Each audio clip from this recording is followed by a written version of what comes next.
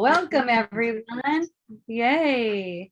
Aloha and welcome to Wisdom Dialogues with Hope Johnson, coming to you from the new fairyland on the beautiful big island of Hawaii.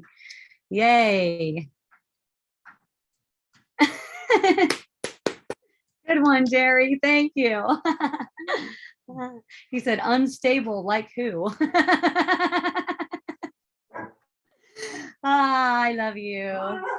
Okay, so already someone's going, thought of you when this popped up today. Okay, let's see.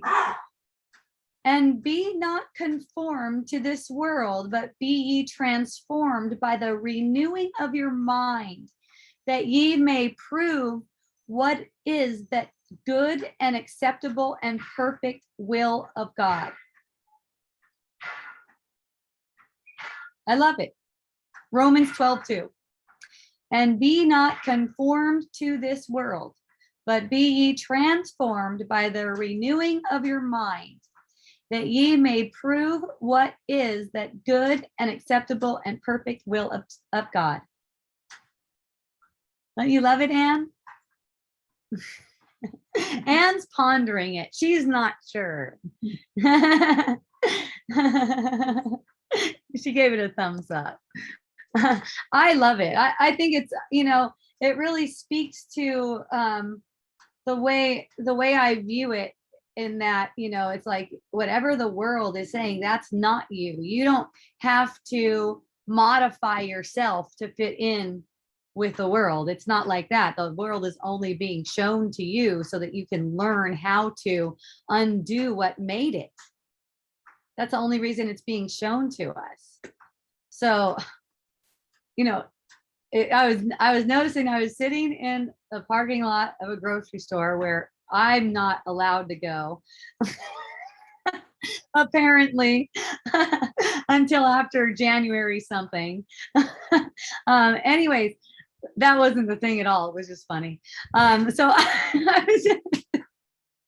I was sitting in the parking lot, and it occurred to me, wow, what a trip. It's like, it's like I see exactly what it is, what is going on as far as what's making this illusion, and as what needs to be done to undo the illusion, which isn't a real doing as far as people understand it, as far as people understand doing. It's more of a way of observing. There's no action involved. It doesn't take any money. It doesn't take anything, because you already have it within you. And in fact, this is given to you as your way back home as soon as you choose. Okay. It's like there's a thought system in the world, like in your mind, let's say, thought system in your mind that's accessible to you, that resonates with the truth. There's also a thought system that resonates with the belief that you're separate. Okay. So normally what people are following is the thought system that resonates with the belief that they're separate. And that's why there's these upset feelings, and people have a hard time relating. And people I love that one new age spiritual one, just walk away from anything that doesn't serve you. It's like, how the fuck are you going to do that? You don't even walk. You don't even got legs. In anything, what doesn't serve you is a thought that hurts. A thought that hurts came from the ego. That's what doesn't serve you. The people you can't do a damn thing about. They are manifesting, okay? Even if it looks like you made a choice to walk out of a relationship, great. That's a wonderful illusion. Really makes you, if you want to, you could make it really real and think that you did it and build up your ego, okay? You build up this good, courageous, powerful ego. But if you're looking truly, all that occurred was an ending to a learning opportunity that you had with that person. That's all. It's just that it comes to it. Those things come to an end. They arise and pass away. And guess what? They'll all end. In the illusion, of course, you never ending relationship with anyone. Everyone you ever met, everyone you ever saw, thought about, anything, you will meet again.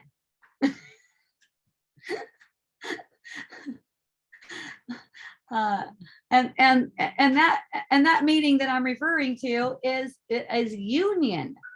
It's like the thought of separation by that point has been purified. So it's just union. And that's how we meet. We meet in union. Aloha, Marina. Thank you for joining. Thank you, everyone. I appreciate you. So there's these things that we use to make ourselves upset, and we guard against them. It seems like an attack to say it's okay to release that thing. I did a post the other day. I don't know if you guys saw it. It was on Facebook. It was freaking awesome, of course, and funny, of course.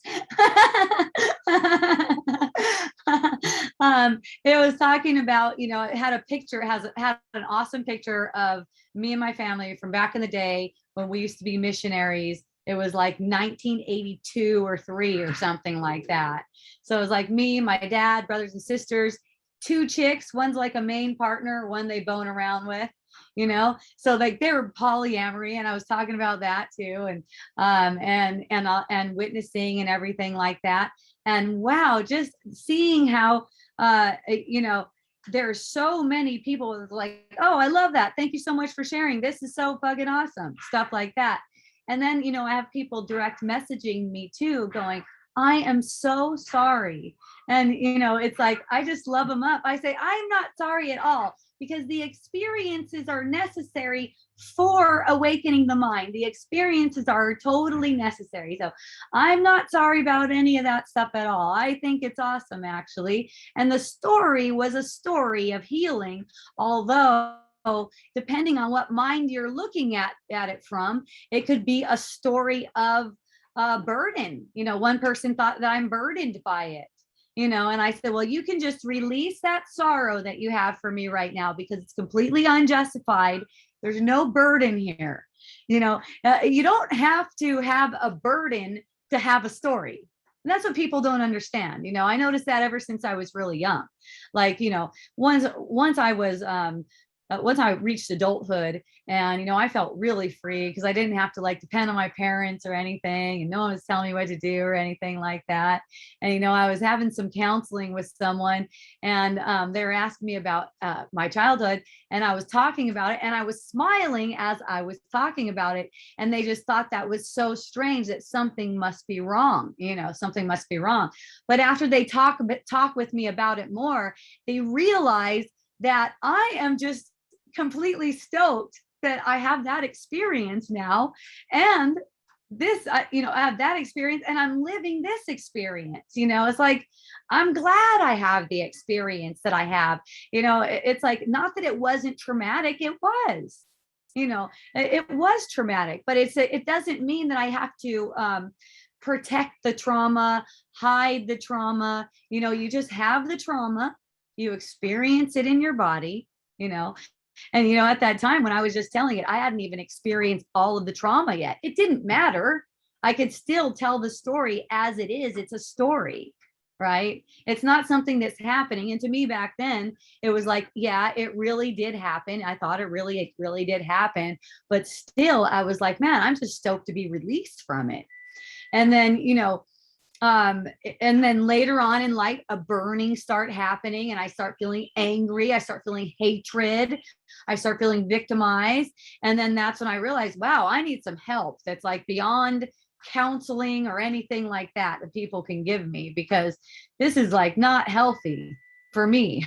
It felt like I was tearing myself back, kind of like aging myself, like burning something. And that's when I got inkling to turn toward spirituality. It was kind of like more like new age spirituality, which I had never, even until I was like 35, even like investigated. Never even like really investigated that kind of stuff. And once I felt the energy of it, it was like I knew it. it was like, it's something that I knew. It's something that I knew as a child. You know, I had plenty of quiet time. We were having Bible study all the time. We had plenty of quiet time, and I would receive the messages and know what the messages are. And the messages are, you know, they're on a similar vein like that. That's why when I heard it for the first time, when someone gave me like a new age recording, it was by Abraham Hicks, and they were saying the things they were saying. It was like, I know this. Like, just, I could tell the vibe. I was just like, I know this. So it was just like, the listening to it was just kind of like opening me up, and I just started writing about it and stuff. So, you know, it's not like anything in it I would want to change at all. And the other thing is, for my parents and all of the adults involved, you know, the people involved in the play don't actually do anything. They don't make any actions. You know, they don't actually do any of the things that I had an experience of them doing.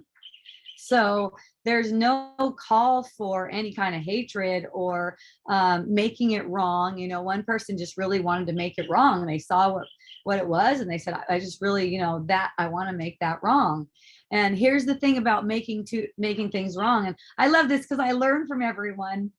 I learn from everyone who talks to me, every single one. You know, I open myself up to learn from it, you know. And I go, okay, making wrong does two things. It hurts your mind, and it ensures that the same kind of perception will continue to recur. That's what it does to make something wrong.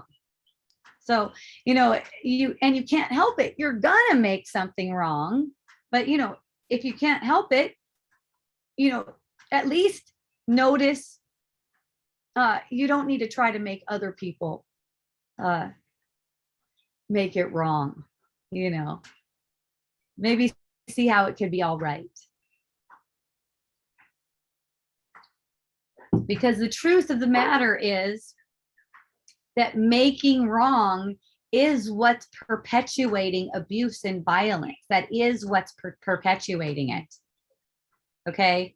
It looks like, you know, to the ego's mind, it's the opposite. Like, you can make wrong. It's okay. Hey, how about balance? How about we have balance? We make wrong, we make right. Then we got balance. Yeah, that's some good stuff. Yeah. So you if you want to make it wrong, it's okay. You're not wrong for making it wrong. That's for sure. You know, that's okay. You can do that as long as you want. There's just consequences to that. You know, you hear there's consequences to your actions, and it looks like in the world there's consequences to your actions. Well, that's kind of symbolic, because there's consequences to what thoughts you take as true. There's not any consequences to actions. That's elusive. That's illusory. What there's consequences to is whatever you take as true. So if you want to take as true that something or someone is wrong, then that makes wrong. It just projects wrong. Okay. No one's wrong. And even no matter what anyone believes, it doesn't matter whatever anyone believes. It's not that it's wrong, even if it's mistaken. And the only thing that makes it, you know, mistaken, basically proves it's mistaken, is that it hurts. That's what proves it. It hurts. And you know what hurts. You know what causes irritation. You know what causes frustration. You know what hurts. You know what that feels like, right? Okay. So let's say, let me take that back. You don't know what causes frustration and an upset feeling, but you know what it feels like. You think you know what causes it. You think it might be a person that caused you to feel frustrated, or a circumstance that caused you to feel frustrated. You think you know what caused it, but really what caused it was a projection of your own thought of separation. What you wanted to make real. It was what you wanted to substitute for reality. You might say, why would I want something like that? Because you were afraid that to return to your reality, now you never left, but you left on a thought journey. You went on a journey in thought, and you became afraid that if you were to go back to your reality, you would be annihilated because you did something unforgivable, which was separate yourself.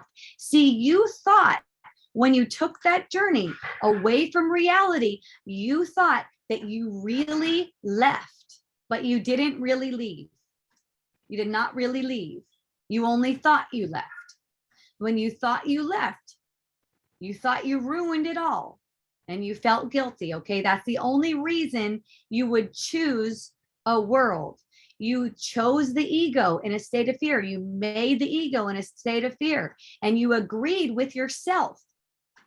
You agreed with yourself, like you made a pact to follow the ego. Follow the ego, because the ego would protect you from remembering your reality. Following the ego makes you forgetful of your reality. Now, if you're very forgetful of your reality, hate is justified to you, and that is your reality. That's how it is for you. There's nothing wrong with it. When you're ready to be released from it, you'll hear this or something like this, and you'll choose to release yourself. Isn't that for fun? Okay.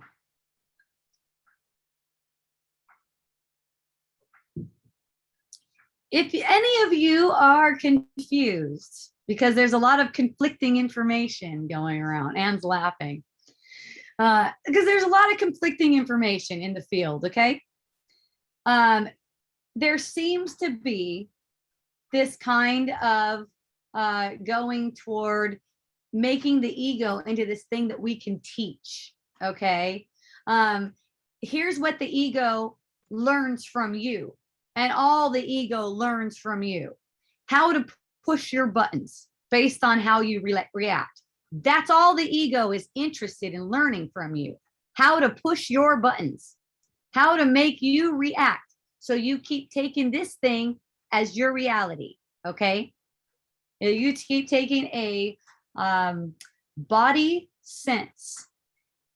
That's what this is, a body sense projection as your reality. That's all the ego is interested. That's what the ego wants to learn from you. Aloha, Cynthia. Thank you for joining. I love you. And, you know, the ego cannot be cured of its murderous rage for you because you programmed it that way. That's the basis of it.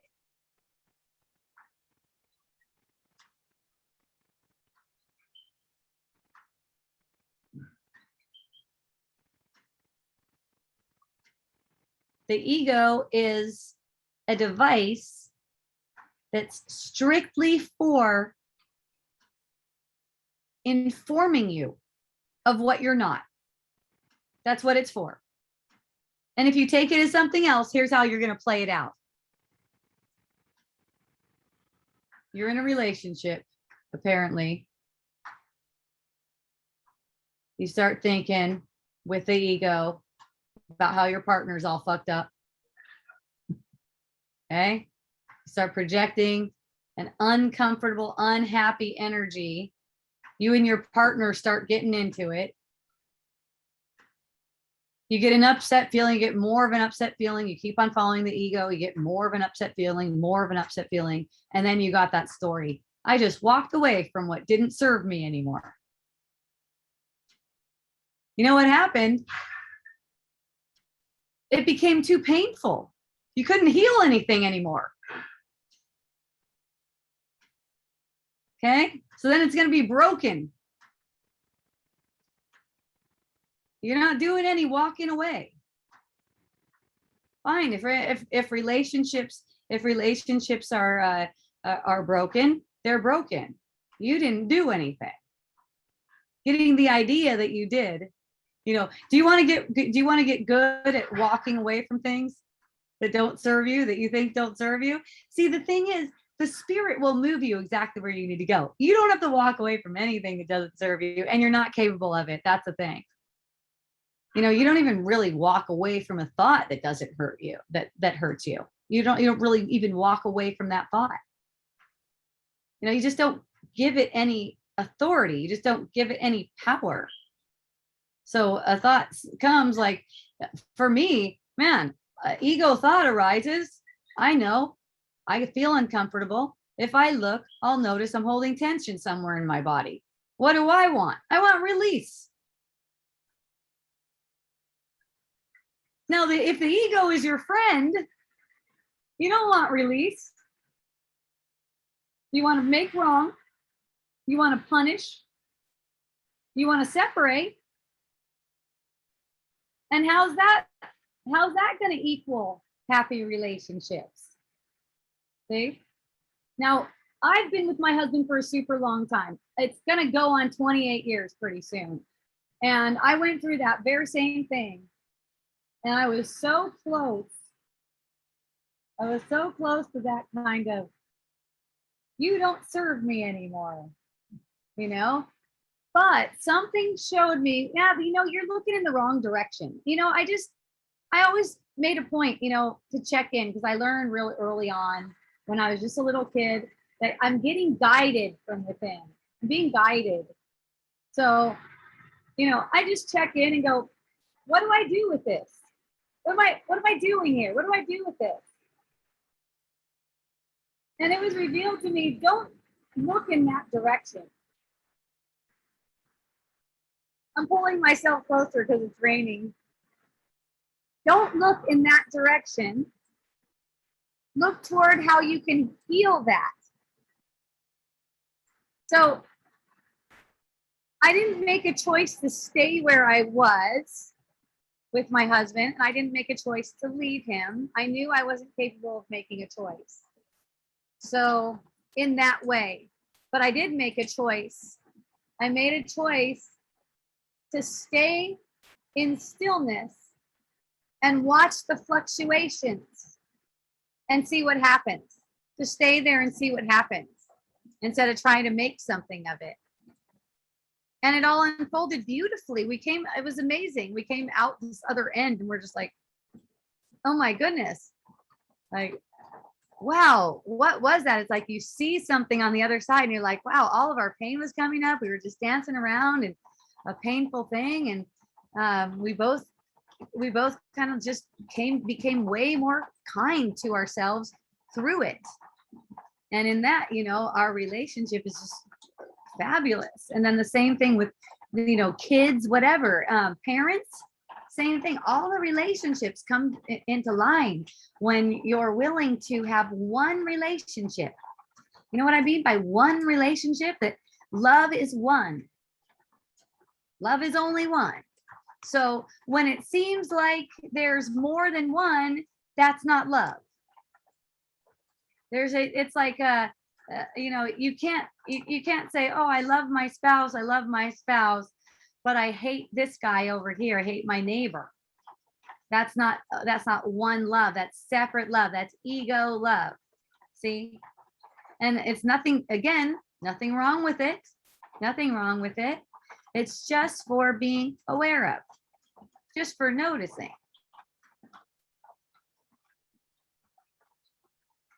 It's false love, that separate kind of love. Someone was asking me before, like, how does that relate to, let's say, your sexual life? Well, I find myself in a monogamous relationship. That's just the kind of container we like. We both go for that. So we both agree we like it like that. I don't think either one of us would be pissed at the other one if we broke that agreement, really. It would just be kind of like, okay, where are we now? You know what I mean? It would just be like, because we both know that it's not like that. But for the up almost 28 years, neither of us have felt drawn toward that kind of thing, like other partners, anything like that. So that's like a role that you play, like when you're husband and wife, you say you're in a monogamous relationship, or you are a parent and child relationship. That's a role that you play. There isn't any variance in the love that's available to anyone through you. They could even be a complete stranger, because that love, that one love, isn't separate at all. Now, the special love is still going to be there. And like I said, it's not wrong at all. You just use it. I mean, it's so beyond not wrong. Let's say it's right. Because you would just use the special love to see through what you're holding against yourself, making it seem like love isn't one. And through that, you'll know that love is one through the special relationship. So what I mean by that is when you're in a special relationship, you have upset feelings arising through the relating. Like you might get a perception of your partner doing something that you didn't particularly like, or maybe they said something that just rubbed you wrong, so when you're getting perceptions like that and you want to use them, you're going to get an upset feeling, and then you are going to allow yourself to be released from that feeling instead of projecting it onto them. That's how you turn the relationship into what A Course in Miracles calls it, a holy relationship. That's how you turn a special relationship into a holy relationship, is you're using it for that purpose. Now, it's probably going to come up for some time as a special relationship, and you'll notice, because you get the reaction, jealousy, whatever it may be that comes up in a special relationship, that's going to be for healing, for recognizing that you needed to see that in order to get that feeling, so you can uncover what's there for you. See, all it is you're blocking out. It's like you're blotting out the compassion that's available to you. And once you open yourself, it's like you open your body's energy field, aka you open your mind. Really, the body's energy field, it's even an illusion. You open your mind, it's sense like opening your body's energy field to compassion. Okay. All right, Jeremiah 10:14. Glenn, you're a Bible thumping guy today, huh, buddy? That's fun. Every man is brutish in his knowledge. Every founder is confounded by the graven image. For his molten image is falsehood, and there is no breath in them. That is beautiful. I just love that. Thank you so much. Yeah, we make images and we worship them. That's what the Bible was talking about, idolatry, worshiping idols. We make these images and we make them into something as if what we made it up. That's why it's saying in there, every founder is confounded. We're the founder of this fucker. We're the founder of this body and this world. I'm the founder of this body and world. I always say I'm the founder of Miracle Botanicals, but actually I'm the founder of this body and world. Every founder is confounded by the graven image, aka the projection of an individual self. For his molten image is falsehood, and there is no breath in him.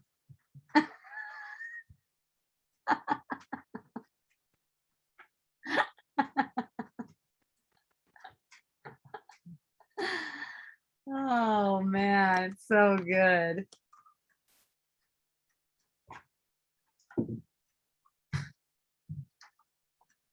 But when I was sitting there in that parking lot and all that download was coming to me, I realized, wow, barely anyone wants to know this. Barely anyone really wants to know this. More people really want to be dancing around with the ego. It's like, and it's interesting because it's like speaking to a child who refuses to let go of a dream. It's refusing to let go of a dream. You can see all the stress and tension being laid upon the person. You can see all the suffering being laid upon the person. And yet, there's a refusal to see past what the ego made. or, what they made by choice with the ego. And that's the thing. That's why, the Bible's talking about it like that graven image. It's a falsehood.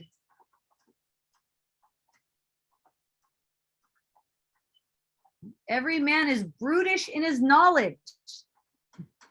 Every opinion that you hold, every judgment, it makes you violent. You know why? It justifies violence. It justifies abuse. It justifies dishonesty.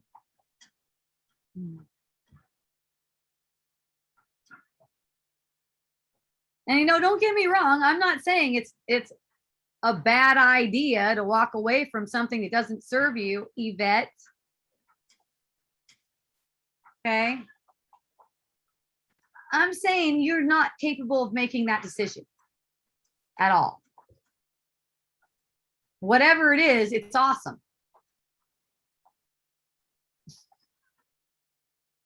It's just that you did not do shit. And if you'll stop identifying with that, you'll stop suffering. And that's what I care about. That's why I talk to you guys.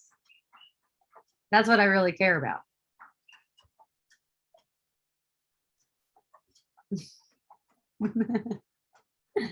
Breathing doesn't feel awesome. Okay, breathing. What do you mean, Yvette? If you want to elaborate on that.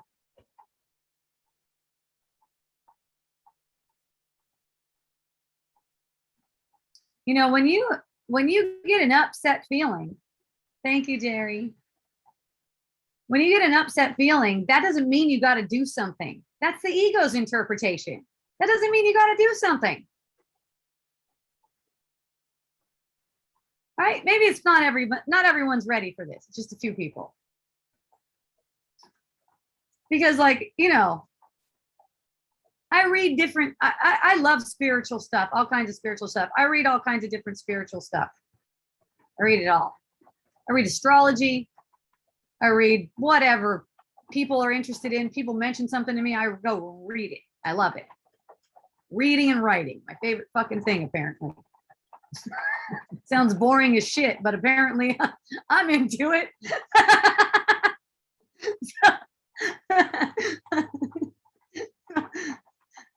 And I see I see this thing like it, if you get an upset feeling, if you're feeling this, you're feeling confused, you're feeling this, it's a sign that you need to do something. No, it's not. No, it's not a sign that you need to do something. Or it is a sign that you need to do something. If you want to keep upholding the world, you want to be something, it's a sign you need to do something. You want to be something here? That's a sign you need to do something. Okay? Here's the thing. It's a sign that you are mistaken. That's all. It's a sign that you're mistaken. Now, anything you do out of a sense of being mistaken is going to lead to more confusion. Just like that Bible verse says, every founder is confounded. Okay? Isn't that for fun? Decisions I've made against others doesn't feel good. Yes, exactly. Nice. Thank you, Yvette. Good to know, isn't it? Isn't that so good to know?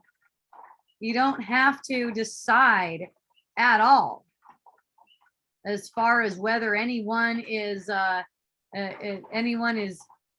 bad person or a good person. Ask and check in, and then you'll know.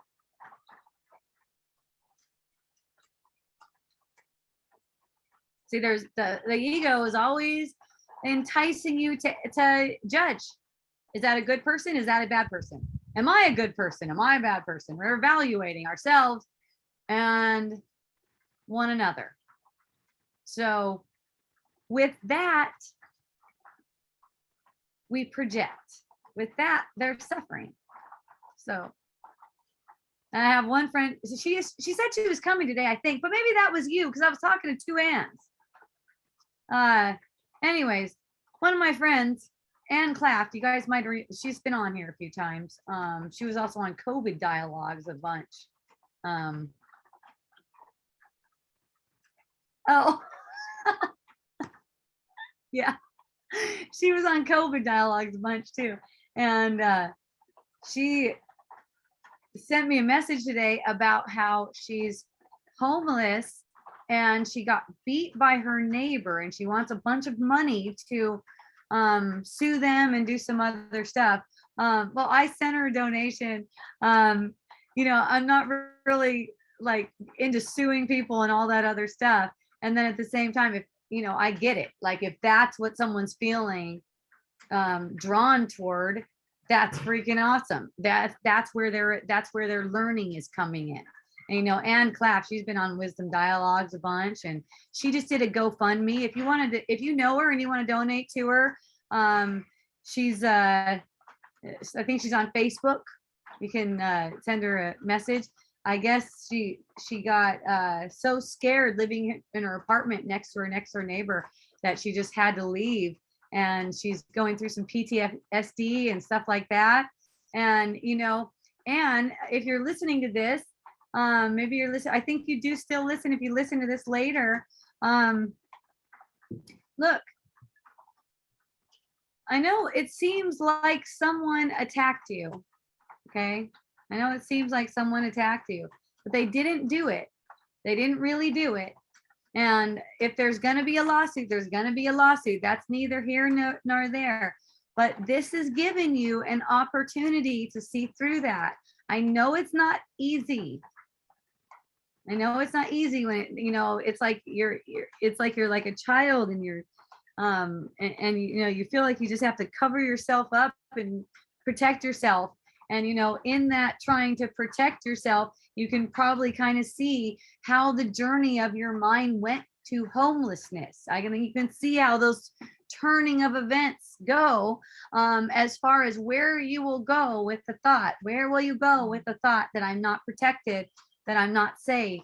It's like a going there's a willingness to go within, and there's nothing you can do about the perceived past. There is no past, but there's nothing you can do about the perceived past.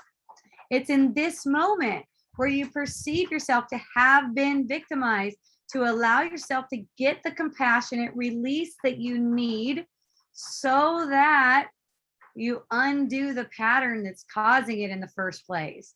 It's like now is the moment. It's always right now. So it's in perpetuating the story. If a lawsuit needs to happen, then a lawsuit will happen. You don't have to hold on to any kind of grief. And through the process of any lawsuit or anything, where it seems like your adversary is someone, just make a point to stay very aware. Okay, because it's like we gain this certain amount of awareness, and then it's like we get challenges, or some people have called them trials, just because you've gained a certain amount of awareness, and some kind of illusion is still being guarded by you. Okay. And so it needs to come up in a certain way, and it'll come up in a certain way to throw you off guard. And, it may take some time before you see through it, but you will see through it. So, and the more you look toward seeing through it and recognizing that you made that, and being in gratitude for those people that seem to have been attacking you, being able to go to gratitude. So you keep on looking in the direction of what's true until you feel it, until you know it. Okay. Because you have to get like a vision, or a transmission, you might call it, or what's the other word for that?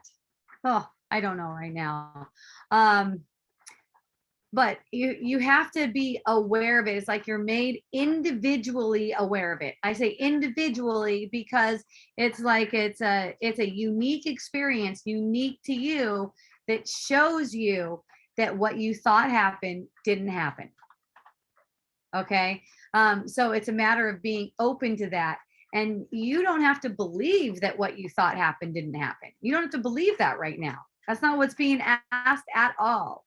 It's just opening up to it, and being willing to take an upset feeling. This is how you open up to it. This is closed. Here, closed is an upset feeling comes, and you sense that upset feeling, and it's like, oh, I don't want that. What do I need to do to get out of this? Do I need to walk away from something? That's closed off. Opening to the feeling is like the feeling arises and you go, oh, what am I thinking that's making this feeling? I must be mistaken, in other words. That's opening to the feeling. That's going to allow you to actually get the feeling and get through the feeling so that thing doesn't bother you anymore. Do I want to be open to the feeling, or do I want to be closed off from the feeling and projecting the feeling to make more illusions? Really is the only question there is.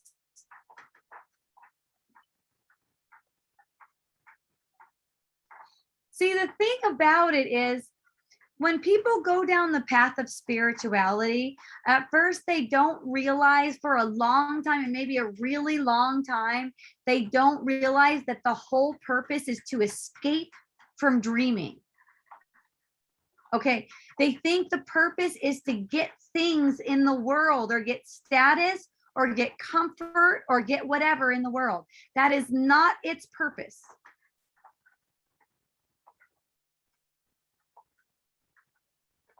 That's in that way, people are going around in lifetime for lifetimes and lifetimes in these circles, just going in circles.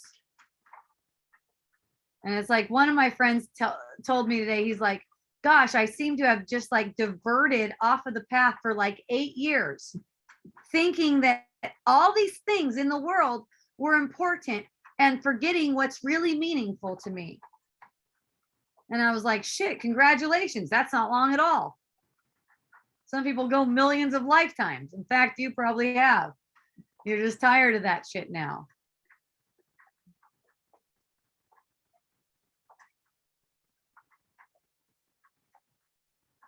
Some of the people of the world, many of the people of the world seem to have many lifetimes left. But I know that's just a seeming reality. Because the quicker it is that the mind learns what this is, the quicker it's going to unfold across all of humanity.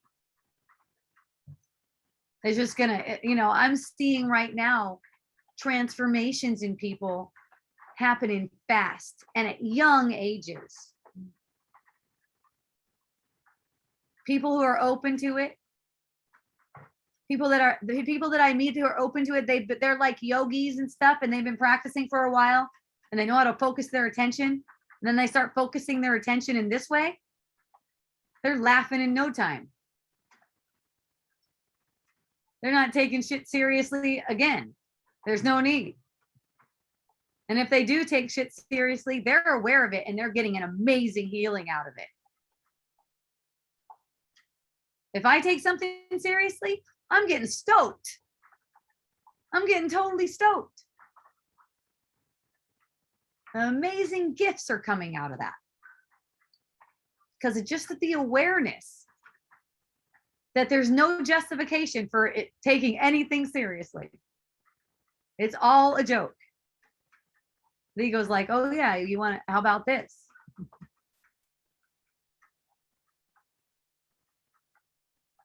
How about this? Someone might beat your ass. Okay, even if you're packing your shit up to move out because you think your neighbor might beat your ass, even as you're packing your shit up, you could practice this. And even after the fact, thinking back on it doesn't matter. Give it to me now. Give me the sensation that I'm afraid of. What am I afraid of? Because getting beat up is a sensation. Okay.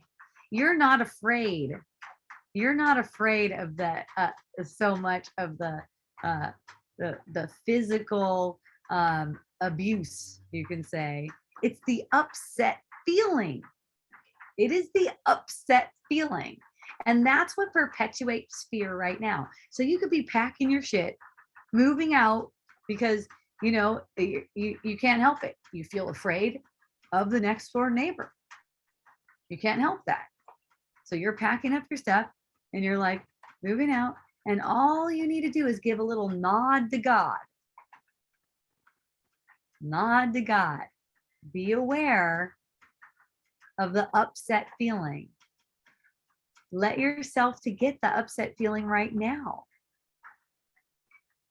And then you won't have to be afraid of getting beat up. You won't have to be afraid of that. You still might find yourself packing your shit. You may be moved in that direction. It's okay. But you can do it in a fun way. You can take some time, you can rest. See?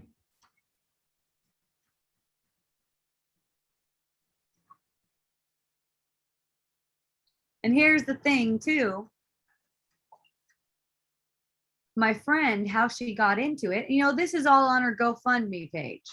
I'm pulling this from the GoFundMe page. This is all out in the, she's writing her whole story.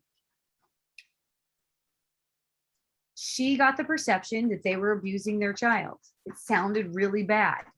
She got triggered from her childhood trauma. Her childhood trauma got triggered. Then she called the police. Okay, calling the police is not a problem. It's action that comes out of trigger that's a problem. It's always the action that comes out of trigger. That's all. And the action is all mental. It's a trigger. It's a triggered reaction. See? So it's like when there's a perception that something is wrong, sure, it seems like something is wrong. You get the compassion first before it can be extended to even the child who's abused, who's apparently abused, who, by the way, is getting the experience they need, just like I did. That doesn't mean you shouldn't help. That's not what that's saying. Don't get your panties in a bunch about it. That is not what it's saying. It's not saying you shouldn't help. You cannot help unless you receive compassion. That's the only thing that's helpful. All the action that seems to take place on the surface, that may seem to be helpful in certain situations and other situations not. But really, it's doing nothing. While all that stuff is going on, it's like the mind's blank. It's like a sleeping mind. Nothing's happening. Okay, all this shit's going on. So, allowing the compassion to yourself, let the actions take care of themselves, calling the police, whatever is going on, allowing all of it to take care of themselves. That way you're not hiding from your neighbor as someone who's scared, and you'll get relief, you'll get compassion for it. And maybe there's, hey, is there anything I can help you with? Or can I help? Hey, are you guys all right over there? Is there anything I can help you guys out with? Because it's all innocent. When you're reacting to fear like that, you can't really be helpful. And it's like, you haven't been helpful. And so then you're scared. See? So we drive our own fear.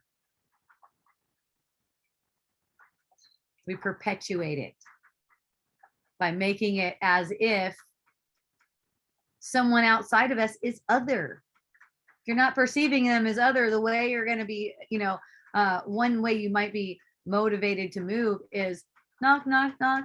Hey, neighbor, you guys seem to be in distress. Is everything all right? Is there anything I can help with? Not in a judgy way, like you're fucked up. Quit feeding your kid. You have no idea what's going on. You're hearing things and interpreting them from your childhood. You have no fucking clue what's going on, actually. So, and you can have a completely different thing. People are having their emotional, and you're in an energy play with these people. You're in an energy play with these neighbors, and it's all for healing. So you're just allowing yourself to get that feeling reaction, and let yourself have compassion for that. That's all. And then all the rest of the things take care of themselves. Probably don't even need to move out or anything. But of course, now that you are moved out, that's perfect. And notice how you moved out, and then the landlord doubled the rent, so you can't move back in. Isn't that for fun? I mean, it doesn't say anything. It doesn't say anything about you or anything. It's just an illusion, It's like, oh, okay, this goes even deeper. Okay, I wasn't ready to laugh at that point, At what point will you be ready to laugh? Like, where is this going to take you? You know, are you going to recover? You know, what a lot of people like to do is recover. So down, down, down, down, down, build it back up again, recover. Is that what you're looking for? Or are you looking to escape the dream of death? You know, that's what all this stuff is being given to us for.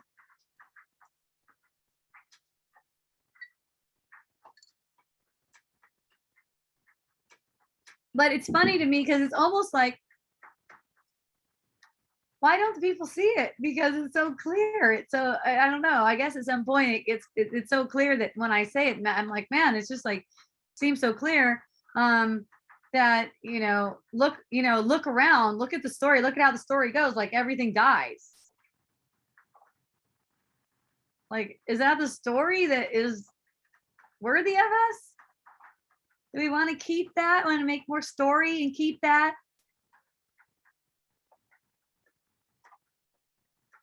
A story where everything dies at the end. Oh, but you get another story.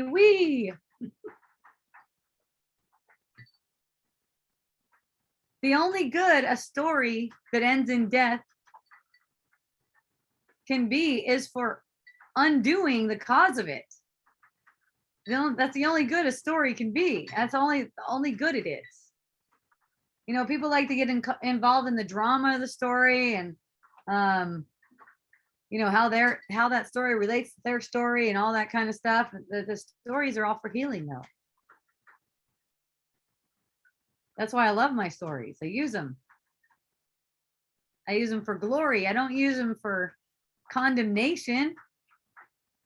Okay, so back to that post I was talking about. The one with the picture of my family from like 1982. So someone from the picture, one of the adults that was in the picture, it was great. Came on and commented on my post. She was disappointed that I was holding the group I was in, which it's called the Children of God. I don't know if you guys ever heard of that. But like you could look it up online. There's all kinds of shit on it. That group that they were with, she felt like I was like, I don't know, condemning. I don't know what the word was that she was using. Something maybe making wrong is probably the perception. She got the perception that I was making something wrong. And it was interesting because she was one of the adults in that situation. She's like, hey, and hey, you kid, I'm a kid in that situation, not now, obviously, but she goes, yeah, she's getting offended by me sharing my experience. And I'm like, wow, not much has changed since I was living in that trailer and doing that thing. Not much has changed with the adults in that situation. It's still like, if you're one of the kids and you had an experience, that experience is wrong. I didn't experience it that way, so your experience is wrong. So I thought that was really fun. And it's not like I like call her out on it or anything like that. And just I just kind of like noticed that and go, wow, that really didn't change as far as trying to protect the self-image. Like I can be threatening with my experience. Like my experience, the way it was for me, can be threatening her experience somehow. And that was the exact same vibe I got when I was a kid. Like, you don't say what you think when you're a kid. I don't know. I think a lot of people just growing up conventionally, and maybe even not in the Children of God, just growing up conventionally, they're still, they're like, whatever they have on their mind, the adults in their life don't want to hear it unless it agrees with their own concepts. Okay. So it's not like it's so different. I think that goes on in a lot of different households. At least it has for a lot of the people around my age. And, I hear that from all kinds of people. So it's not like unique to cultdom that the kid is just like brushed off as not knowing what they're talking about and making things up. They say, this is my experience, and the adult will say, oh, you made that up. that all of that, it doesn't really matter to me. I just notice it and it's like, oh, okay, so that pattern's still playing, and she wants me to retract something. I told her I retract every negative opinion. Okay, if there's any negative opinion, it's retracted. Okay, because I just don't see things in that light. I don't see things like that. It's not negative or positive to me. It's a fucking story. It didn't even happen. It's my experience, and all of my experience are useful for healing. So it's perfect. Aloha, Amy. Aw.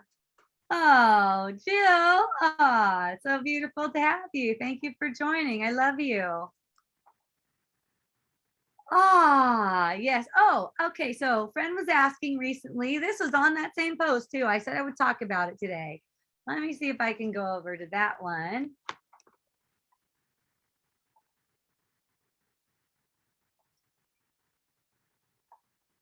Here. Okay.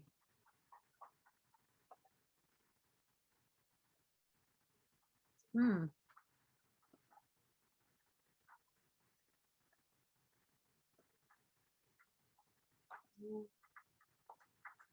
Wow. I don't know where it is now. That's funny. Maybe Facebook deleted it. It was too popular.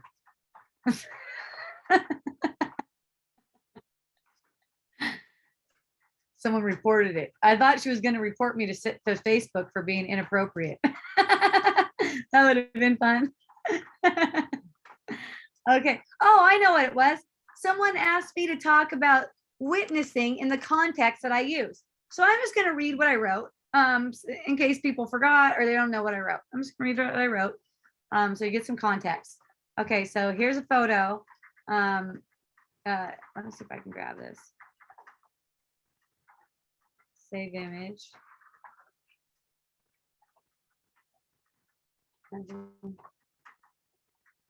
Let's see. Missionary days, what I called it. That's fun. Okay, let's see if I can put it in here.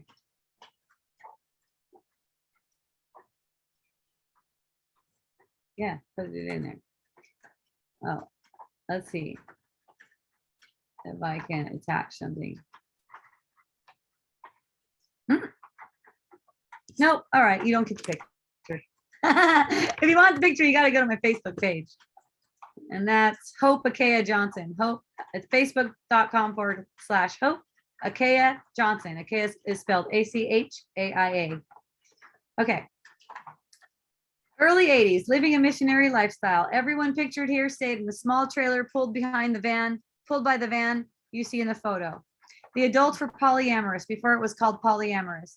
They called it sharing, and they would share with pretty much anyone who asked, as long as they were at least 12 years old. Because God is love, and love means sex, except gay sex, unless it's two chicks. Seriously, that was the deal. That's fucking good, right? I was laughing when I wrote this. In case you didn't know, I grew up in what was commonly known as a sex cult, the Children of God. As kids, we experienced a lot of things that most kids were sheltered from. Sex wasn't all there was to it, though. There were many sincere adults looking for a way to escape their suffering. There was plenty of praying, quiet reflection, singing, Bible study, fellowship, and community. My dad was a faith healer. He would be very forceful, telling people that they are healed now, and many times they believed it, and they experienced what could be perceived as healing, an illusion of healing. Thanks to my dad, I learned of the mind's ability to make illusions and to deceive itself into thinking its illusions are reality. Also, thanks to my dad, I learned that I loved witnessing. There was something awesome about walking up to seeming strangers and watching their eyes light up when they found out that I came to speak with them about what's beyond this world, rather than the stupid shit they thought was real. Soon after this photo was taken, my dad left the States to pursue witnessing overseas with his main partner, not my mom, along with my brother, my sister, and two step siblings. I thought I wanted to cruise with my dad, but my mom didn't want to let go of me because she thought she needed me. Apparently, I was good at taking care of her other 4 kids and keeping the house clean. It felt good to be wanted by my mama, and I was glad to have stayed with her. I didn't see any of the people pictured here with the exception of one sister, the one sitting next to my brother, for about 10 years. And some of them I have yet to meet again.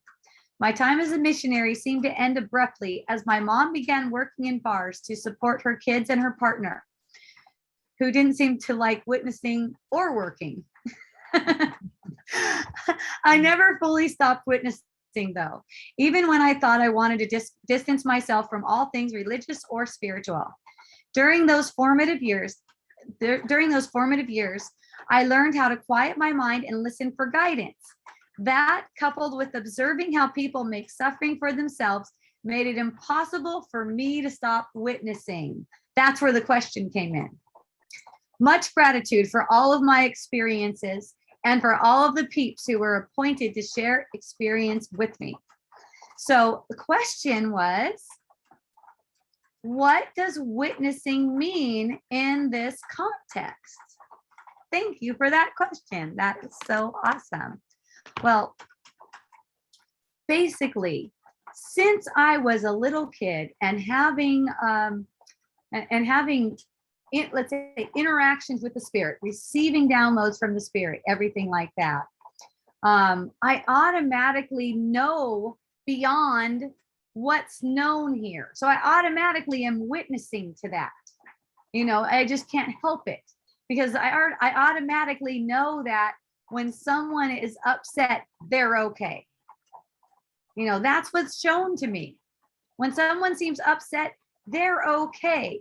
Then in knowing that they're okay, I can allow myself to receive the compassion that I deserve and that they deserve.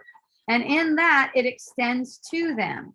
So basically, I'm just a witness I'm a witness to what's true. Now, back in the day, when I used to go witnessing, it would actually be on the streets. It was usually Kmart thrifty shopping centers. Remember when those used to be side by side? They used to just be side by side. It'd be Kmart thrifty. And there was pretty good amount of people going through that shopping center all the time. So we'd be living in a trailer, and we just park a trailer at the shopping center, and we'd go out, and I'd have my pouch and I'd have my literature. It was usually something fun. One time I had literature. These guys were radical. Okay. One time I had a piece of literature that it said, "Come on, Ma, burn your bra." And it had a picture of an old lady holding her bra and letting it fall to the fire. I just thought that was the most fun one there ever was to go witnessing with. Anyway, and people would tell me like that they were troubled I would go up to them and I would be there to witness to them. And, my objective, according to, the way I was trained as a missionary, my objective was to get them to ask Jesus into their heart. That was my objective as a trained missionary. Now, just as someone who listens to the Spirit as a child, I could see, and they would share with me their troubles.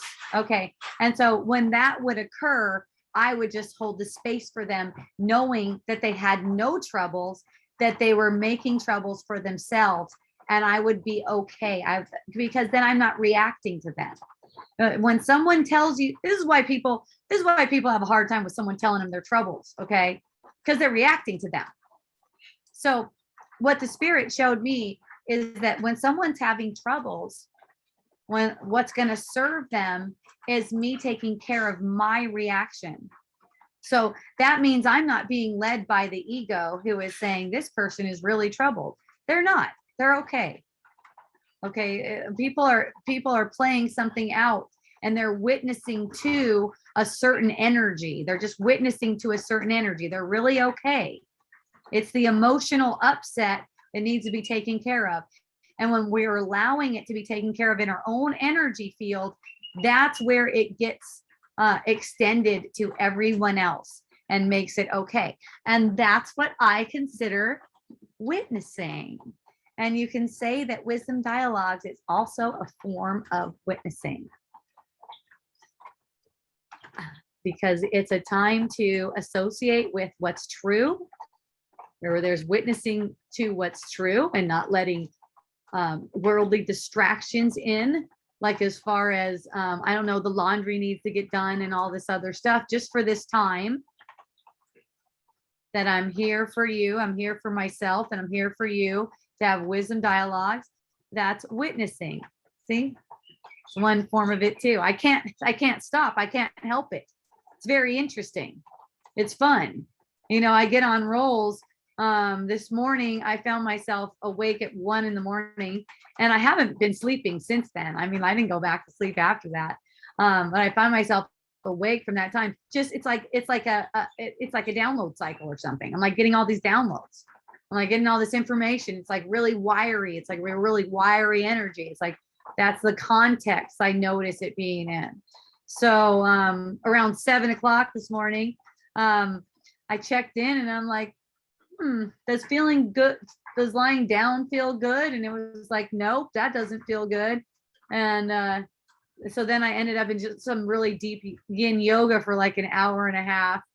And then, after that, just the downloads are still coming like all the way through yin yoga. And then I'm just feeling like kind of psychedelic. Like I feel like I'm on something. I got like some really deep releases in the hips, which are reflective of the mind. So that's what one thing I love about yoga, because it's not that I really get a release in my hips. I don't have hips to release. See, there's an accumulation of tension just from perceiving a world. And it manifests as something that can be released in the body. Look, I've been practicing yoga apparently for like 13 years, okay? And I have a daily practice, and I find myself releasing all kinds of tension all the time. It's never fucking gone. It's never completely gone. It's like, oh, there's none left. Thank goodness there's none left. See, perceiving a world is accumulating tension. And it seems to me that, being drawn to a daily practice like that is just all about like just getting some space, some clarity, that space that seems to come in my hips. When my hips release, it's like, the hips releasing is actually after the mental release. It's after the mental release. There has to be a mental release first before the hip's going to release. And definitely feeling a lot of attention toward releasing, using the perception for releasing tension rather than accumulating tension. See.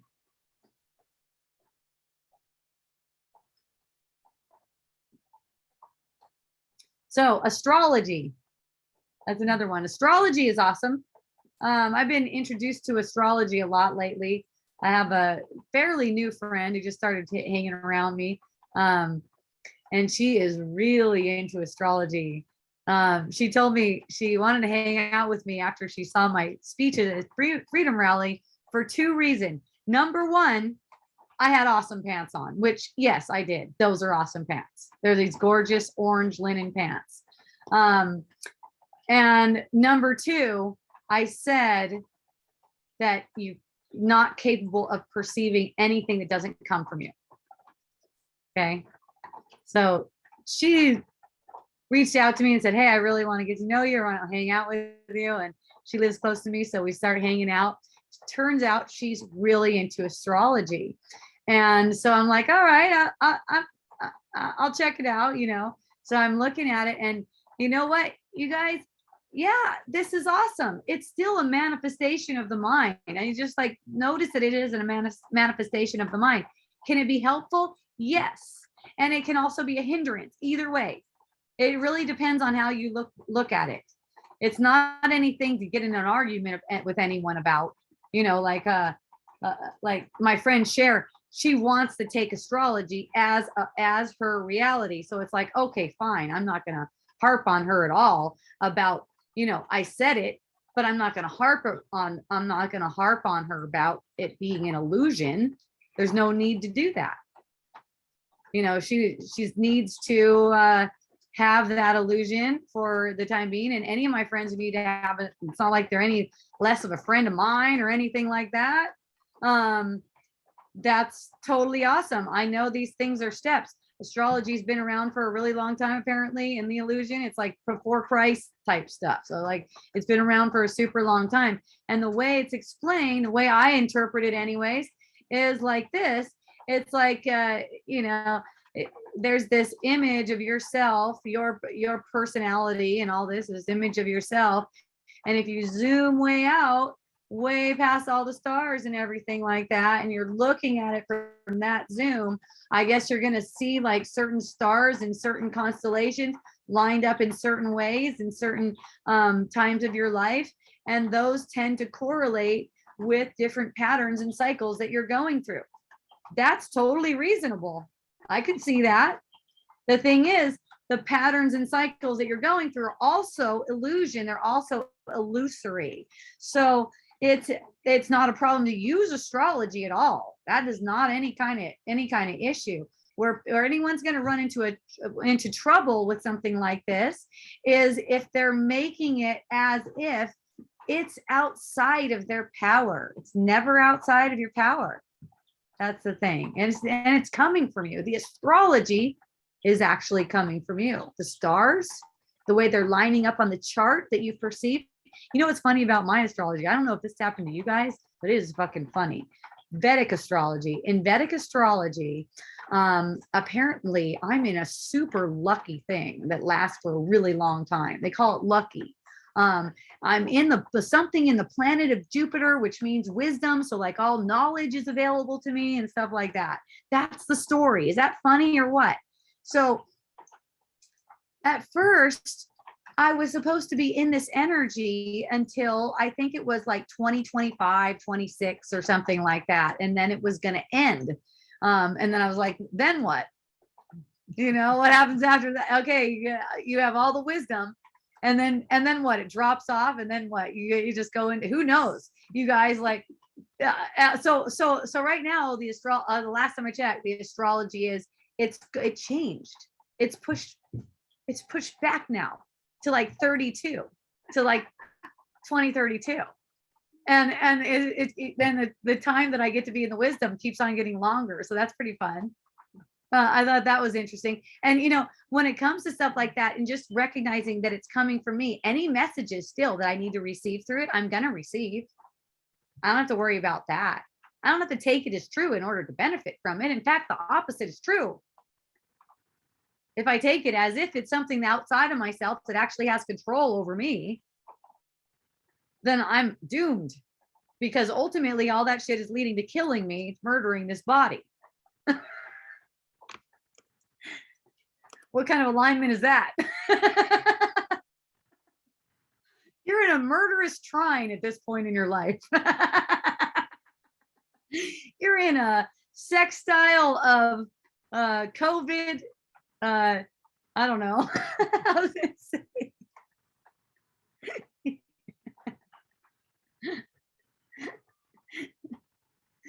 Oh my goodness.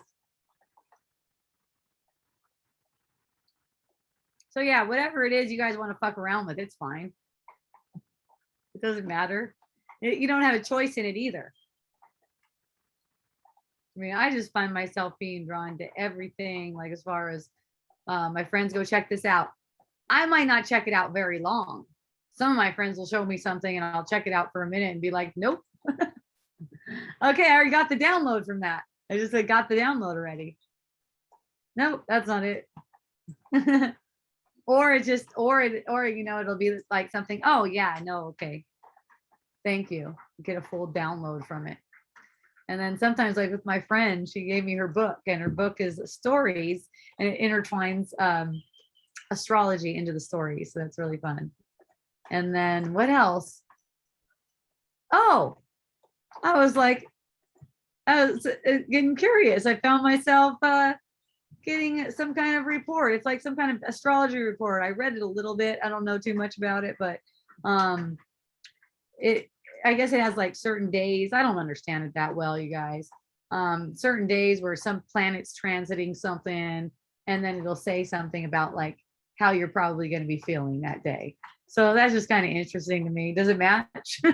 Does it matter? No, doesn't.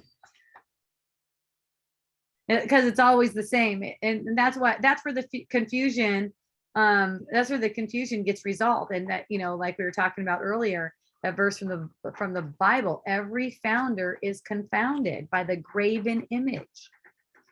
So if we're just willing to take whatever upset feeling we perceive and not try to do something about it, but instead get the sensation, well, here, if you really want to do something about it, here's something you can do about it. Be willing to notice where it's coming from, because it's not coming from the thing you think. Be willing to be aware that it's not coming from the thing you think. Anything that leads in that direction, that is the only kind of action you're capable of. That is the only kind of doing you're capable of. It's the only kind of doing that has any kind of effects in the world too. So when you're willing to see past what you made, see past the illusion you made, that has an effect in the world too. You know, the law of love supersedes any law. You know, I hear people saying nature is going to take care of everything. Like especially with regard to all the COVID shit, like nature is just going to take care of it. Oh yeah, how's nature going to take care of stuff? Killing. That's how nature takes care of stuff. Okay? The laws of nature are foolish. It's foolishness. It's based on complete foolishness. Okay? There's also a verse in the Bible that says, wisdom of this world is foolishness with God. That's what nature is. Wisdom of the world. All its cycles that all lead to death. It kills everything of its own. What kind of mother is that? Huh? What kind of mother is that? It's not true. It's not true. When I refer to Earth Mother, I don't think of the image that we made of Earth that eats its children, devours its children. That's a graven image. Don't worship that. For me, Mother Earth is an expression of compassion. It has nothing to do with the earth that we see. We think we see. It has nothing to do with that one. She's an expression of compassion. She's not taken by the stupid ass belief that someone's doing anything to her. She doesn't even see it that way. You do. She doesn't see that. She doesn't see it like that. She sees it as these are her children and they are in suffering because of their own making. She's offering you compassion. She's offering you to take all of your cares and worries rather than project them onto her. She wants your cares and worries. She doesn't want you to harbor them about her. That's the opposite.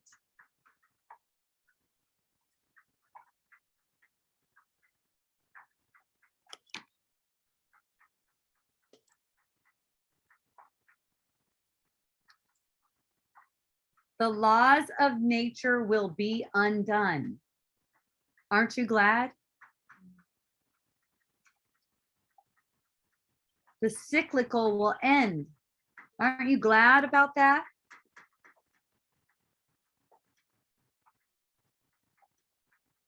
People are like, thank goodness we have these cycles. Yeah, it is a blessing. Not in the way most people think. It is a blessing. This world is a blessing because of what it's for. All the beauty that you ever see in it, that's you. All the ugliness, not you, not real, totally mistaken projection. Like a painting over what's really here.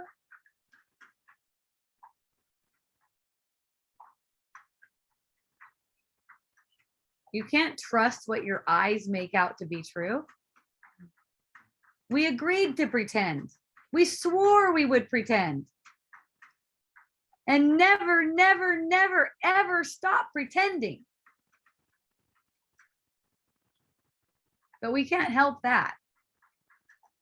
Because of who we are, we have a savior. Basically, in this world, it's a thought system that aligns with what's true about us.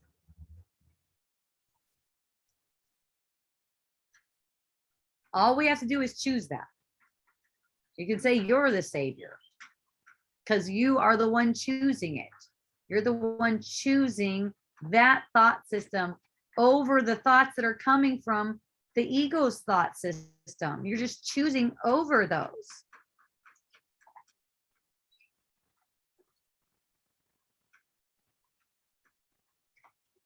And here's the thing, an ego thinks that it can have both spirit and ego as its guide. An ego, not you, you don't think that, you know better, that's not your real thought. An ego thinks that you can have ego and spirit together. The ego thinks that it can learn how to be a good ego from your spirit. The ego likes to think that. Because as long as you prop up that thought, it guarantees the continuance of the ego and a dream of death. If you try to have both, if you try to be guided by both ego and spirit, you're being guided by ego. It's only when you make a choice for spirit alone. And that may be why in the Bible it says God is a jealous God. You shall have no other gods before him. He's probably not jealous. Probably not saying he's jealous in the sense that he feels like he's jealous, a feeling of jealousy. But man, he can't get, he's not going to go against your free will. If you're going to have someone before him, he's not going to go against your free will.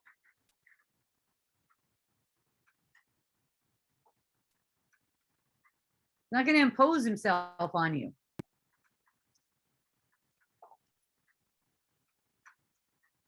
You get to have your experience. You get to have your experience of following a voice that tells you what you're not for as long as you think that's useful to you. That would be rape. Thank you, Jerry. Yeah, God's no rapist.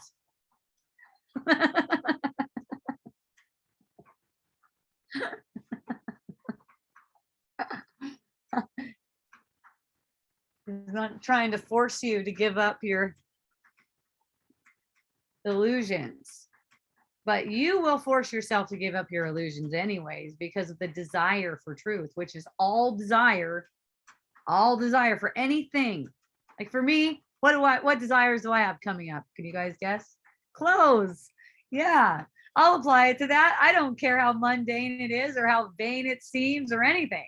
Doesn't matter to me. If I have oh man, I would really like one of those Gaia Conceptions shirts, I'll use that. It doesn't mean I need to go get it. I'll use the feeling of desire. Any desire is a symbol of the desire for wholeness, the desire for truth. And so it's like you're not desirous for the reason you think. You don't really want to fuck the shit out of that person. Like for instance, the ego might say that, but you don't. You're not like that. You only want to know what's true. All those desires, they can take care of themselves. You just don't identify with them. That's all. And then they won't be a cause for suffering. Do they say not to accumulate a bunch of stuff? Because if you accumulate a bunch of stuff, that's going to be a cause for suffering. Well, it's not the stuff. It's the attachment to it. It's thinking in terms of, I need this thing or this person. That's another thing too. Thinking that you need the person. Oh, what would I do without him? Check that thought. That's what you do with that. You check that thought. That thought comes with an upset feeling. What would I do without him? Really? What's being made of? What's being made through that?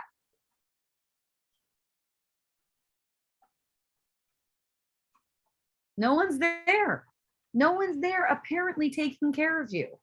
Your spirit is taking care of you and it's manifesting as these things. And it might seem like someone's taking care of you. That's still your spirit. Your mind is projecting that for you. It's like you've allowed that for yourself. Keep allowing it for yourself. Just keep allowing it for yourself. I would never have to give in to any kind of fears about my husband, like going with other chicks or anything like that. I mean, not that he ever would like look at other chicks or anything like that. He would never give me that kind of indication, but it doesn't matter. Our minds can go wild and start thinking in terms of, oh my God, what if I lose him? Oh my God. So I had that experience probably early 30s where I was like, oh my goodness, what if I lose him? What if he like gets attracted to another chick or something like that? And I just let myself have that sensation back then, just let myself, have that. What is that? What does that feel like? What am I afraid of in that? Why am I afraid of that? And then in seeing that, it's like, oh, that would be that if that went down, it would be perfect. All it's doing is opening me up for the next thing. And it's like now when I have the perspective that I have, it's like, of course, I could be completely open with however it goes. It's fine however it goes, because whatever it is, whoever is coming to me is perfect for me. It can't be another way. I will see them like that because I choose to. It doesn't matter what they're coming to me looking like. And I have the experience to know that no matter what they look like to me, based on how I choose to see them, they will transform. I know. I have the experience. I have so many people in my life. So, I share that with you so that you have some incentive to open up to this, to be in this kind of way with people, as in, hey, they're all here to serve me. They're all here to serve me. And that's exactly what they're doing. And when in whatever way they're serving me is perfect for me. And, no matter what your body's eyes, which are false eyes, reveal to you, and the body senses reveal to you, it is always perfect for you. It is always going perfectly for you. It's actually you're making it out to be wrong that's making it hard on you. Now, one thing that I noticed about my childhood is that it wasn't so fucking hard when I was going through it. There were moments I was scared for my life. There's moments I scared someone was gonna fucking kill me. But you know what? Those moments were small compared to the whole day or the whole time or whatever. Those moments passing, they pass. So people go, dang, Hope, I knew you through all that stuff. You were going home and you were getting treated like that. And I knew you through all that stuff. And I had no fucking idea. And I'm like, well, it's not going on or we're hanging out. It's like, it's a small part. And when you're talking about the time, it's a small section of time. So if you're not holding on to it and making it into something where, when I was a kid, I did not know how to heal it. I did not know how to heal it.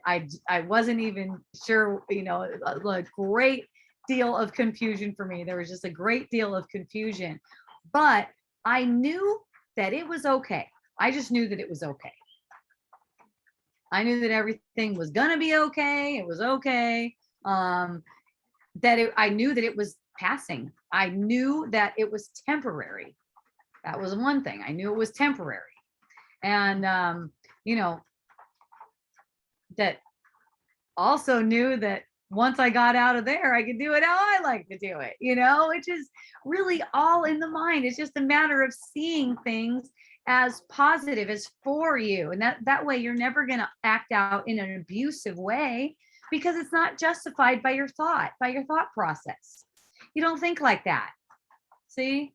The only reason anyone's going to act in an abusive way is because they've been self-abusing. That's the only way that's going to happen. Now, the people who I grew up with did not know how to heal their trauma. These were traumatized people. They didn't know how to heal their trauma. They didn't do anything wrong. They didn't do anything at all. Their innocence in it all. Okay, so since they didn't know how to heal their trauma, they were acting out of ignorance. They couldn't help it. Nothing happened again. So see, I'm talking about acting out of ignorance, but what I'm talking about is a mental journey. That's all we're doing. We're having a mental journey. There's no physicality here at all. We're dreaming that up. Okay. So I was able to see that it was not like taking, oh, thank goodness, it's just something that passes. And, you know, as a child, I was able to just kind of like go inside and wait for it to pass. And so I can say that, you know, there's a lot of fun times. There was a lot of fellowship. There was a lot of being around a bunch of other kids, especially when I was in missionary lifestyle, hanging out with a lot of other kids, a lot of Bible study, singing. It was a wonderful experience. And, you know, even when I went over to my mom's, things actually got a little bit harder when my dad left. You know, he was one who was missionary and he left. Things got a little bit more difficult, maybe a lot more difficult once he left, because then I had, I would be staying home with a stepfather who seemed to be violently and sexually abusive. So it was like, then the chunk started to get a little bit bigger in that time, but still there were people who knew me and they had no idea. They just had no idea that it was anything like that, because I could always meet everything with a smile. Meet everything with a smile, just like not sensing that I needed to do anything about that right now. I didn't know what I could do. At a certain age, I was 16 and I was being self-abusive. And my boyfriend says, what's wrong with you? And then it came out and I started to share that kind of stuff with him. And then once once that came out, and he was a really good boyfriend for me too, because what I remember, well, he would be a good boyfriend no matter what, but what I remember is that he was shocked by it. He didn't act shocked. He just said, oh, well, you know, if your stepdad is having sex with you, and this is my boyfriend, you should tell your mom about that. You know, I was just like all scared to tell my mom, you know, because I just thought that I was going to get in trouble. And in fact, I kind of did. You know, my mom accused me of having a relationship with her spouse, you know, but the boyfriend was just kind of like matter of fact, kind of like, oh, well, if you want to get out of that, because I'd be like, yeah. He's like, so you're telling me that you go home and you're having sex with your stepdad? And I'm like, yes. And he was not freaked out about that at all. He was just kind of like, well, you know what? You just need to tell your mom about it. So you don't have to do that anymore. And I was like, and then I was like, okay. And it just like came through. And Mom, this is what's been going on for the past 5 years. And my mom, sure enough, was not pleased at all with me. You know, she felt like I was keeping a secret from her. And, you know, the thing is, I felt so guilty. I was a kid, you know, and I just felt so guilty about it. And it started when I was really, you know, like not at an age where I would be able to make a good judgment about something like that. And it was also a really, you know, also a really good coping mechanism for me at the time. It was like actually something that kept me safe. I felt like the sexual part of it was something that kept me safe from physical abuse that was so brutal that I actually in an illusion, came within like almost death. Let's say micrometers of death, because it was a head injury. So that when the doctor said it was like within micrometers of death to my mom, and I overheard it, I was like, wow, okay, I got to be careful in this, you know, so you just make it through. And then after I heard that, that's when it was like, I felt like I was open to anything that was going to keep me alive. And that was like way nicer than getting dropped on the head. So I was like, thank you. Thank goodness that he likes sex. Anne's like, oh. I'm my God. Yeah. And the thing is, you know, I had another friend. I mentioned this on Friday. I have another friend who's a yoga teacher, and she told me the other day, she's like, I have never seen anyone with the kind of trauma that you went through who's so open in their body. And I said, that's because the trauma, all the stories, whatever they are, they didn't happen. I actually made them up. I actually made them all up. You know, that's how it is. Every story that we think is real, we made up. It's actually made up. And, you know, people are afraid to say I made it up because, man, doesn't that sound really guilty to the ego? You mean you made up all that stuff about what people did, and yeah, now they feel really bad about it and all the other blah, blah, blah, blah, blah, blah. That's how it is, though. We make everything up. We make everything that we perceive up. So that's why I can have the flexibility. I can have that kind of reflection because there's not blocks to it. There's not pushing it. There's not, there was a time when it was really hot energy. I had to let a lot of heat out, a lot of heat, anger, so much anger. And, you know, when I looked at the anger, I saw underneath it, it's just guilt. It's always guilt. It always is. I want him to take the blame for it, so I don't have to take the blame for making up. I don't want to find out I made it up. Why would I make up something so grotesque like that? Because that's what we're all doing. We're making up a grotesque world together. Okay. And at some point, there's a turning point in the mind. And I think it's here, seems to be here, at least it is for me, where you go, okay, I'm done making up grotesque shit now. Anything occurs to me and I don't like it, and I'm going to know I don't like it because I'm getting an upset feeling, then I need to have compassion for that. I need to accept compassion for that. When I accept compassion when I accept compassion for that upset feeling, I am given the wisdom. I know what's going on, basically. Then I can see past the graven image that I made of a body that can be threatened. Okay. So in that perspective, I am open to all the wisdom. Everything that God knows becomes known to you because you're open. You're in open space. And here's the thing about traumatic experiences. They're the ones that are catalysts for this. So why would we not bless them?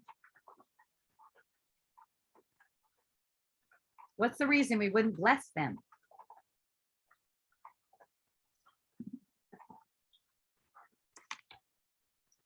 I mean, it would be one thing if not blessing them would get it to stop, but in fact, it's the opposite.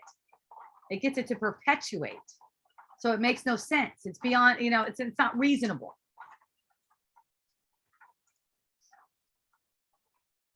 Okay. All right, everyone.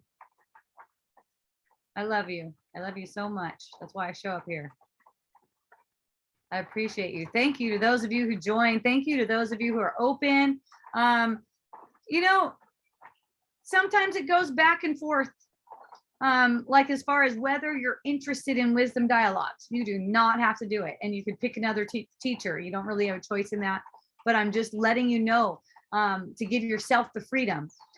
It comes and goes. Sometimes, you know, you might not feel drawn to it. You might even think I said something totally offensive that offended you, and you don't feel drawn to it for a little while. It's okay. And then, you know, you might find yourself circling back again. You might not. Doesn't matter. It's all good. Look at this. This is really something interesting. Oh, Jerry, I love you too. Thank you. Okay, see you in a couple of weeks. Yeah. So don't take it as if, or, you know, you don't have to take it. You can if you want. As if that's something that you shouldn't be doing. You're gonna be going back and forth through different teachers, and don't take one teacher as if they're supposed to have all the answers for you. It's not like that, because the answer is within. Nothing that any teacher says to you is true. It's not. The only teacher that speaks truth to you is within your mind. You have a special guide in your mind. And it's the same guide that we all have. It's just that it's individualized for you. And that's the one to listen to, not any teacher, not anything like that. Be careful of demonizing a teacher, like this teacher told me the wrong thing or something like that. That's a really common thing, and that gets you on some kind of cycle where you're always looking for this perfect match before you can release. Like you know. Just let the teachers and the teachings come and go as they do and be joyful for you. I'm certainly not going to get offended if no one shows up for wisdom dialogues. You know what I'll do? I don't know, but it's going to be a good ass time. I'm sure about that, you know. So you guys, you know, you don't have to, as far as your spiritual practice, your spiritual study, listening to satsang. What I'm sharing, it's kind of like satsang. It's in the same genre. Only it's like a lot more fun, I think. I don't know. Some people tell me that too. So it's like whatever you feel drawn to, that's perfect. It's perfect for your learning. And no one is teaching you wrong. No one is teaching you wrong. You're making illusions of the teacher. You're making an illusion of the teacher and placing the teacher there and making them whatever you see fit. Okay? Got to take responsibility for that shit, peeps. It's kind of like a yoga teacher, you know. I love Brian Kess because he says it like it is. He says, I am not fucking responsible for your body. I cannot feel your body. You feel. You know where your boundaries are. You don't like wait for me to tell you where your boundaries are. I don't know. Same thing with me, you know. It's like, don't listen to me. I don't know. I don't know where your boundaries are. I don't know how much surrender you're willing to engage in. That's why I give you all kinds of different options. Basically, you know, what I'm encouraging is look in the direction of truth. Don't try to push it too far. Like go, okay, I just don't believe anything's real anymore. I'm not going to do anything. That's also the ego. Okay. You never were capable of doing anything. Saying you're not going to do anything is pretending like you were actually capable of doing something and you're capable of choosing not to do something. Okay. Thank you, everyone. Oh, I love you. Thank you. Thank you for coming and releasing, you guys. I love this. It's like love making, you know, and that's really what love making is all about. It's like you're releasing, you're joining together and reaching a state of unity together. And you know, that's what real love making is, notwithstanding any genitals. You don't need to have them involved to be love making. See, and we know we're love making where we're getting, thank goodness. That's what it is. That's witnessing too. Okay. I love you guys. Thank you for coming and for releasing with me. If you have any questions, let me know. If not, I will check out. And if you guys want to check out my videos and stuff on one page, go to hopejohnson.org and go to the tab called Wisdom Dialogues.